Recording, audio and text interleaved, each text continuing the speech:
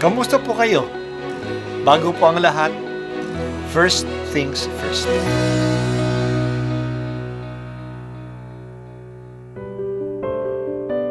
Ang pagbasa mula sa aklat ni Propeta Mikas.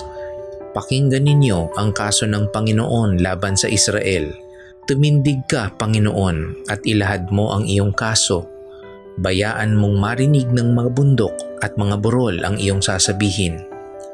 Mga bundok at mga pundasyon ng sanlibutan, pakinggan ninyo ang sakdal ng Panginoon laban sa Israel na kaniyang bayan. Sinasabi ng Panginoon, bayan ko, sagutin ninyo ako. Ano ba ang nagawa ko sa inyo? Naging pabigat ba ako sa inyo? Inalis ko kayo sa lupain ng Ehipto at tinubos sa pagkakaalipin. Sinugo ko sa inyo sina Moises, Aaron at Miriam upang kayo'y pangunahan. Ano ang dapat kong dalhin sa aking pagsamba sa Panginoon na Diyos na kataas-taasan? Magdadala ba ako ng guyang 1 taon ang gulang bilang handog na susunugin sa kaniyang harapan? Malugod kaya ang Panginoon kung siya'y handugan ko ng libu-libong tupa o walang katapusang agos ng langis ng ulibo? Matuwa kaya siya kung ihandog ko sa kanya ang aking anak na panganay, ang laman ng aking laman, bilang kabayaran ng aking mga kasalanan?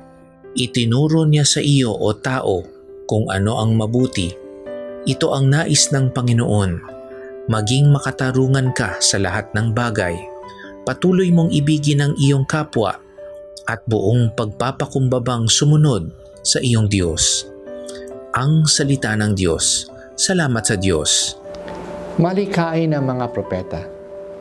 Gumagamit sila ng iba't ibang paghahambing upang ipaabot sa mga tao ang kanilang mensahe. Ngayon po'y ginagamit ni Propeta Mikas ang language of court case. May kaso ang Diyos laban sa kanyang bayang Israel. Nananawagan ang Diyos ng testigo upang pakinggan ang kanyang kaso.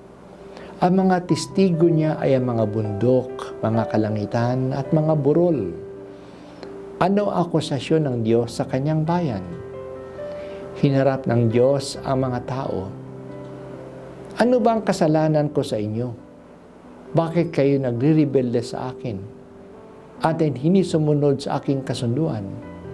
Sabihin mo, maging pabigat ba ako sa iyo? Masama ba ang nainalis ko kayo sa Ehipto?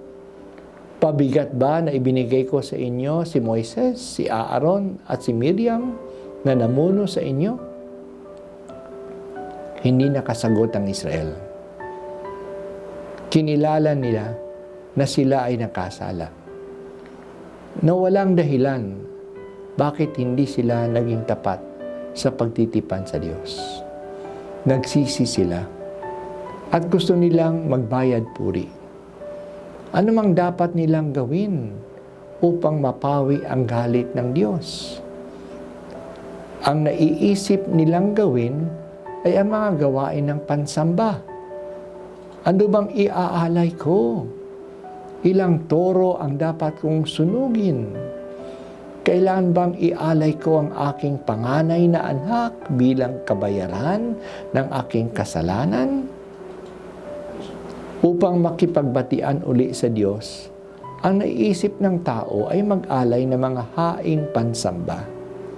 Kung sa ating panahon pa, kailangan bang magpamisa? Anong nobena ang dapat kong gawin? Kailangan ko bang pumunta sa Quiapo o sa Baclaran o sa Holy Land o kay Padre Pio para ako mapatawad? Liturgical o religious activities ang ating iniisip. Pero maliwanag ang sinabi ng Diyos. Itinuro ko na sa iyo, o tao, kung ano ang mabuti. Ito ang nais ng Panginoon. Maging makatarungan ka, ibigin mo ang iyong kapwa, at buong pagpakumbaba kang sumunod sa iyong Diyos. Hindi mga religious activities o religious offerings ang hinihingi ng Diyos, kundi pagbabago ng ugali at pagbabago ng asal. Justice, love, and humility. Do justice to all. Love one another. Be humble before your God. Mahirap ang intindihin ito. Kung gagawin natin ang mga ito, mawawala na ang mga kaso natin sa Diyos. Gusto po namin lumapit sa iyo, O Panginoong Diyos. Sana maalaala po namin palagi ang paraan na itinuturo mo sa amin. Naging makatarungan kami sa aming kapwa, na mahalin namin ang aming kapwa, na manatiling mababa ang aming loob sa pagsunod sa iyo.